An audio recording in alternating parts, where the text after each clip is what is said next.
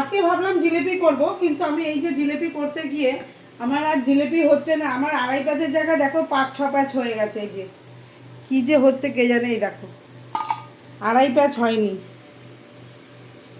এই যে দেখো অমৃতি স্টাইল হচ্ছিল। অমৃতি, হ্যাঁ একদম। এটা কিছুতেই আমি করতে পারছি না, কেন জানি না, কি যে ঘাটতি হচ্ছে কে জানে। এইরকম দেখে দেখে ইউটিউবে করতে যায় কিন্তু হয় না, তখন গিয়ে আর ইচ্ছা করে জিলিপি করতে গেলে মনে 2.5 প্যাচ এই চাই। দেখো এই হচ্ছে না, দেখছো কেমন এরকম ভাজ ভাজ হয়ে যাচ্ছে কেন? হ্যাঁ কি করে জানবো আমি? ইস,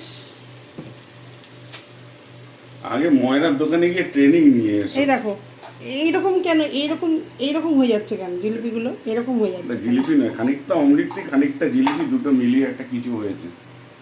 আর যাই হোক, মিষ্টি তো হয়েছে। অমৃলিপি হয়েছে। জিলিপি হোক, অমৃতি হোক, যাই হোক, মেন হচ্ছে মিষ্টি। মিষ্টি হলেই হলো, টেস্টে জিলিপির মতন হলেই হলো। সে প্যাচের দিয়ে কোনো ব্যাপার না, প্যাচ যাই হোক, এই দেখো প্যাচ যাই হোক, টেস্টটাই আসল বড় ব্যাপার।